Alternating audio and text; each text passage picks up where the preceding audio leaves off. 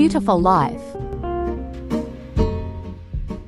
สวัสดีครับ Good afternoon and welcome to A Beautiful Life on Englishonline.rmutp.ac.th.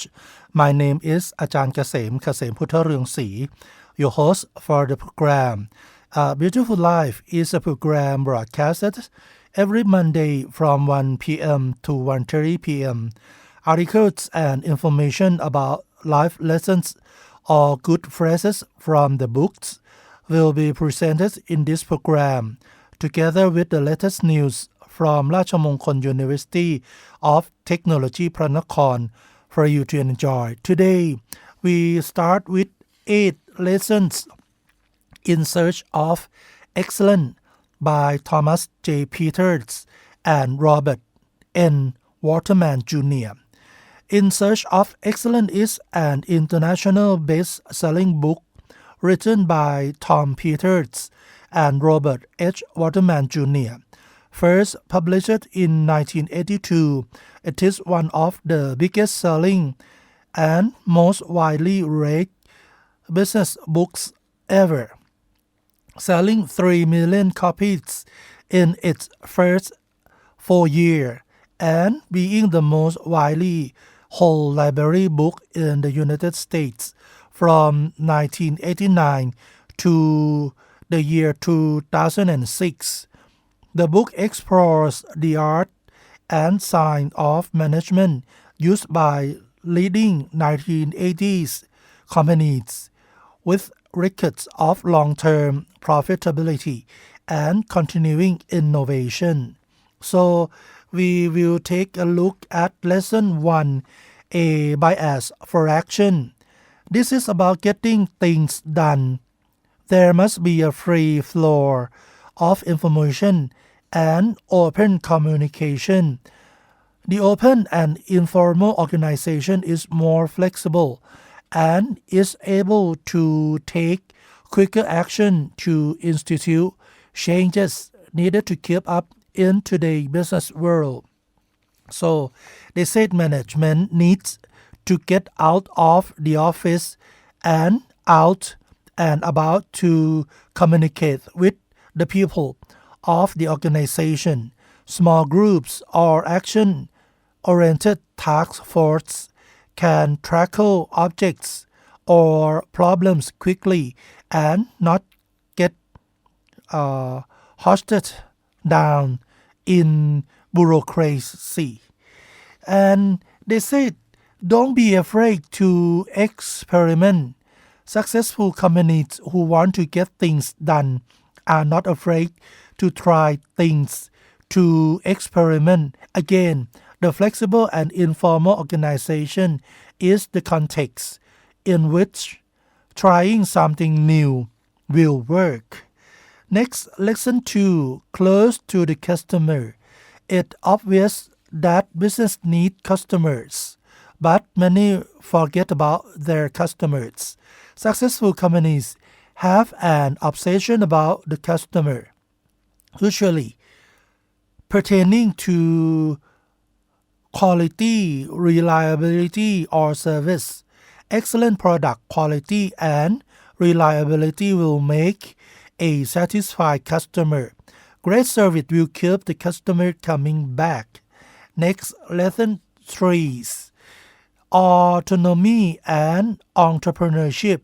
Sometimes it takes a champion to take an idea or process to keep at it through numerous failures until success is reached. The organization that is flexible and supportive of the creative process will be successful in the long run. The excellent company must foster in-house competition with intention communication and be able to tolerate failure. Next, lesson 4, productive through people. People need to be treated as adults. If workers are treated as partners with dignity and respect, this will create the primary source of productivity gains. They say companies that develop a philosophy and live the philosophy that involves everyone within the organization, will the overall success of the company will become better for it. And management by wandering around and apparent lack of rigid command chains will foster better communication and exchange of ideas. This will eventually increase productivity. Next, lesson number 5, hands-on, value-driven. Excellent companies make a serious effort to shape value. The right value clearly expressed will help define the organization. It is difficult to teach value through written policy statements. Stories, myths, and legends will go a long way to transmit the organization's value system. The values of an organization compare to the vision of today's modern companies.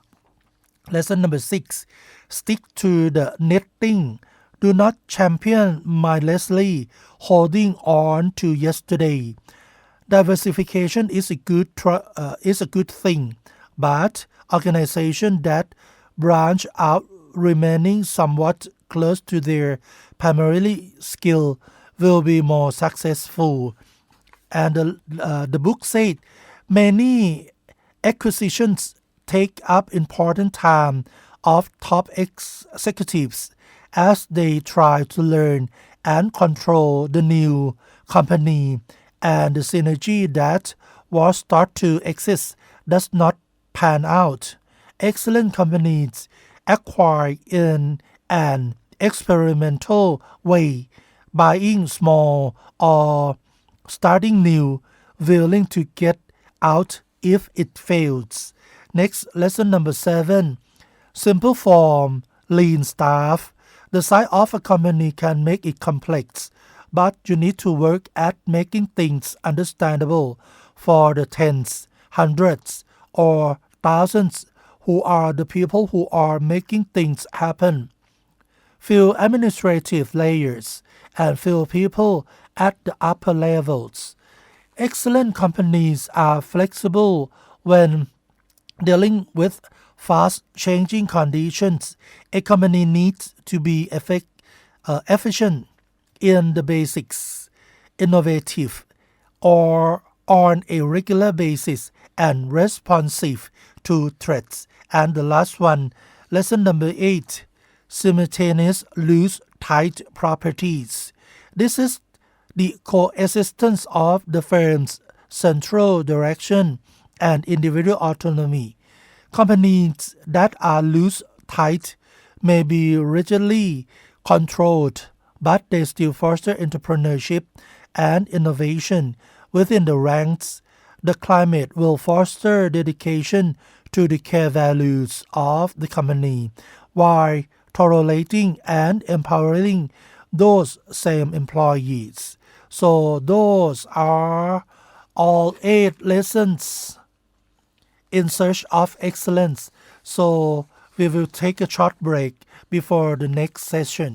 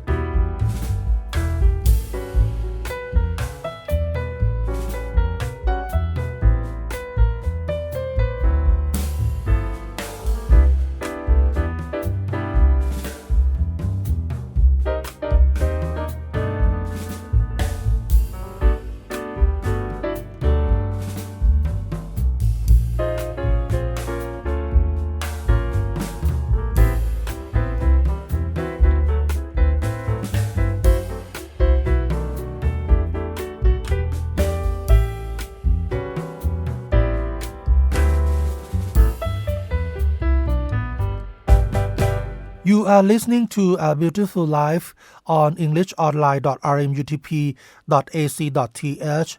We are back to the 12.5 principle by Jeffrey Gitomer. They said sales greatness. People don't like to be sold, but they love to buy. The difference between success and mediocrity is philosophy. Most people think end of the month, but you have to begin thinking end of time. If you think end of time, each time you are in selling situation, the sale will always be long-term, relationship-driven, and referral oriented, not transaction oriented. Here are 12.5 principles of sales greatness. Principle number 1: kick your own butt. No one will do it for you. No one really wants to help you. Very few will inspire you, and even fewer will care about you. Principle number 2: prepare to win or lose to someone who is. In order to be a success at sales or life, the first thing you have to master is homework. Getting ready, preparing analysis, developing questions, creating ideas, and every other factor of your sales life presupposes that you have done your homework. So the key success is the work day starts the night before. Principle number 3: personal branding is sell. It's not who you know, it's who knows you. Personal branding is getting the business community to have confidence in you. Establishing yourself as an expert is much more powerful than someone perceiving you as a salesman. Building your image by being a consistent, positive performer, associating with quality people, delivering what you promise. Principle number 4: it's all about value. It's all about relationship. It's not about price. The first one, give value to your client without expecting to get anything to return. The next one, market with information prospect want will reiterate about you. The third one, write good information in journals, newspaper, etc. Writing creates a perceived leadership position. And the last one, take opportunities to speak in public. The key success is price and value. The real way to base price: how much is it? Answer: doesn't matter if the value is there. Principle number 5: it's not work, it's network. Networking is a mandatory function of business for salespeople. List every possible area that you can think of for networking. Write them down. Secret is get respected by those who count.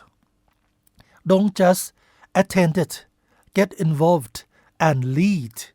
Bigger secret: to make the most of a networking event, spend 75% of your time with people you don't know. Principle number 6: if you cannot get in front of the real decision maker, you lose. This real decision maker will have direct involvement, influence, and vested interest in a venture's successful outcome, plus sufficient rank and power to affect the results.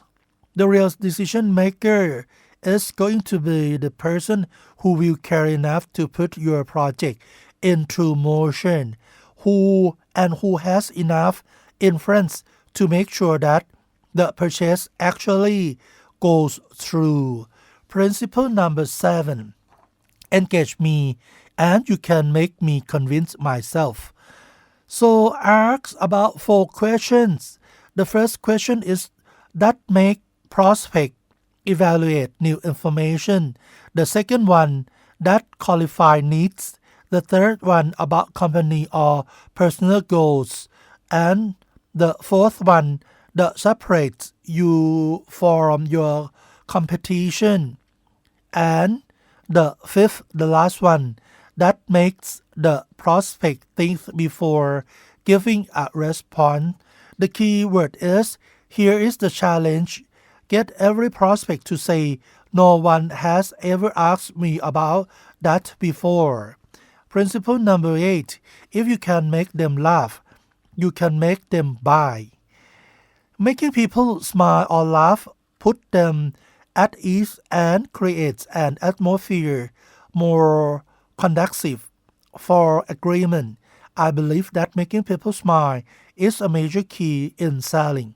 The prospect may not be interested in hearing about your stuff, but they are always looking to smile or laugh. So humor not only helps make the sale, it also helps build the relationship. Principle number 9, use creativity to differentiate and dominate.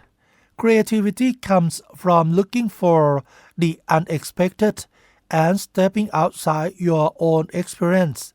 This one from Masaru Ibuka.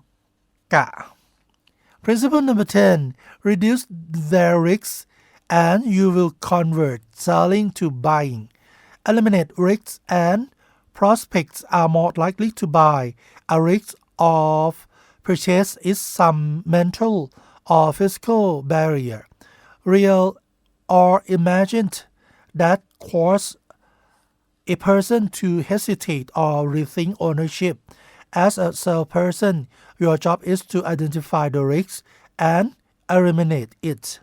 So ask your prospect, what is your risk? What is the risk? Then ask, what's the reward? If the risk is low and the reward is high, then the decision is obvious. Principle number 11. When you say it about yourself, it's bragging. When someone else say it's about you, it's proof. So your reputation is everything. And principle number 12. Antennas up, using your sixth sense, the sense of selling. You are not sensing alone. The prospect has senses too, and often he can sense your senses, especially the negative ones. If your negative sense like fear and self-doubt dominate your presentation, they will preoccupy the prospect. You can convert negative sense to positive senses with a combination of lifelong learning and a positive attitude. The big question is, do you radiate the positive senses or the negative ones? And the last one, principle number 12.5, resign your position as general manager of the universe. The first part, to master yourself. Keep you focused on this principle. Don't get sidetracked with other people's problem. The less time you spend in other people's business, other people's problems, and other people's drama, the more time you will have for your own success. You now know all the principles necessary for your own success, but there is more. You need to understand how to make each of these principles of your own. You have to master these principles. If you make a sale, you can earn a commission. If you make a friend, you can earn a fortune. So those are 12.5 principles. Sell Greatness by Jeffrey Gitomer. And the time is up for today, A Beautiful Life. Please join us every Monday here on Englishonline.rmutp.ac.th. Your host has been อาจารย์เกษม พุทธเรืองศรี You are welcome to subscribe our channel on englishonline.rmutp.ac.th. Thank you very much for joining our program today. See you again next Monday. สวัสดีครับ Beautiful Life will be back again next Monday.